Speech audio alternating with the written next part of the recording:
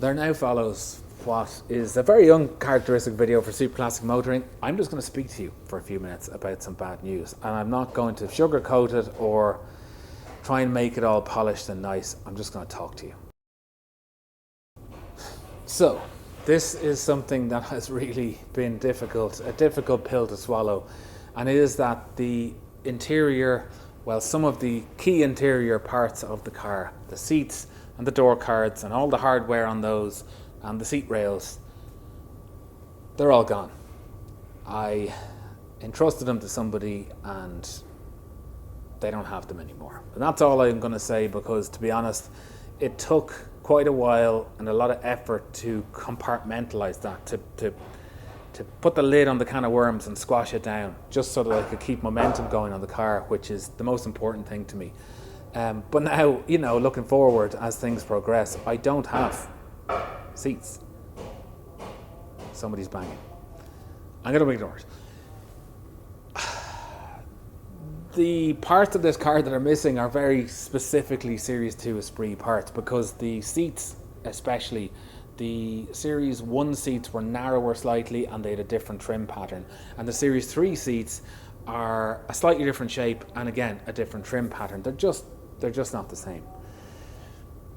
The door cards could probably be adapted from other Esprit door cards, but there's very specific aluminium trim on them, or chrome trim, and little clips that hold that, and the door handles are, I think, the same door handles as an MGB, interior door handles.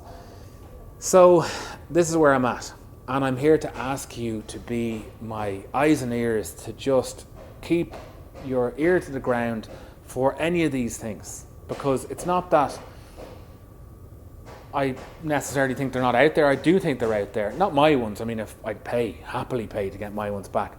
But to find these wherever they are, it's going to take a lot of doing. And believe me, my network of patrons have already been out there with the feelers, and it's just, they're rare. They're really, really rare parts, So let me show you them, because my ones, I'm sure at this stage, have probably been retrimmed and will never resurface as they were. But they were very distinctive, because some previous owner, sometime in the 80s or 90s, had them retrimmed and in a cloth that is so unusual. It was blue for starters, but it was this kind of synthetic material, kind of almost like a soft but rough texture on it. And it's blue, and like I say, it's kind of very, very distinctive. They had a black band just in the neck of the headrest, and the trim pattern was as per factory. So they had been retrimmed faithfully, and that's a thing. That's a big deal, because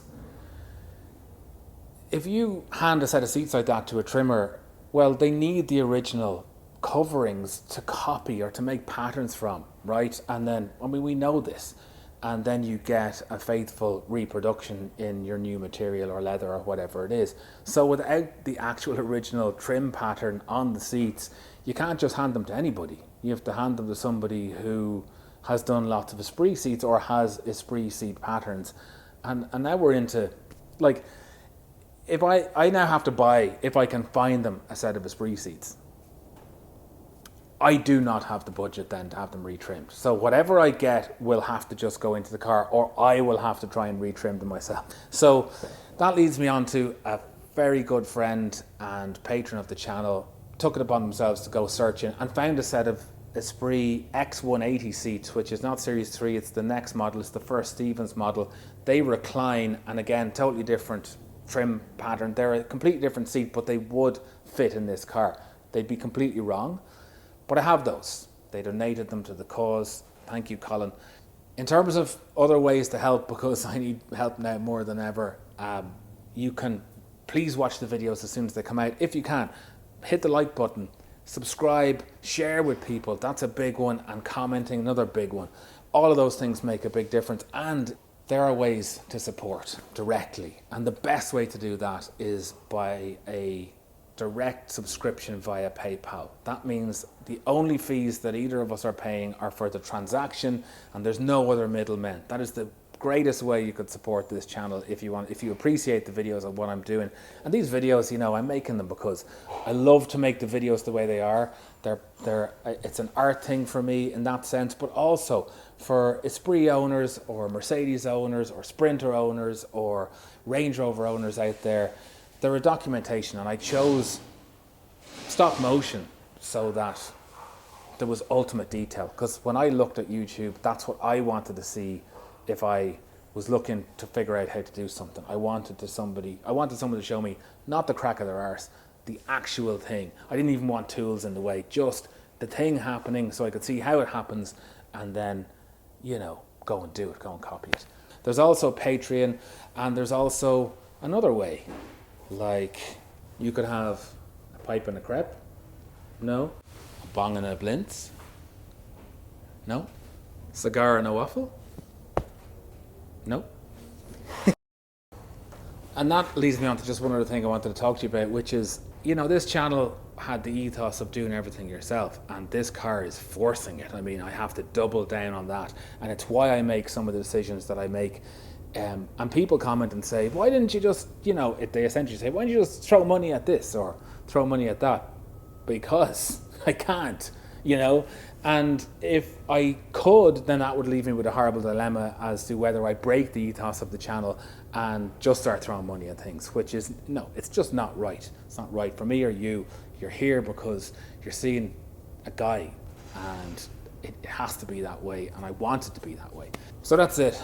I won't say any more. I am fixing to do the Soup Classic Motoring version of a Will It Run video, and this engine and gearbox is about to get bolted back together nice and tight and dropped into the chassis as a cradle to hold it in while I try and run it and see what kind of nick it's in, which I'm very excited about.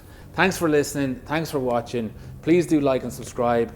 Keep your ear out for seats and door cards and all the little trinkety bits that, you know, I know I'm going to end up having to pay for, but there you go. You know what to do until I see you next time with this Will It Run video. Stay stuck in, and good luck.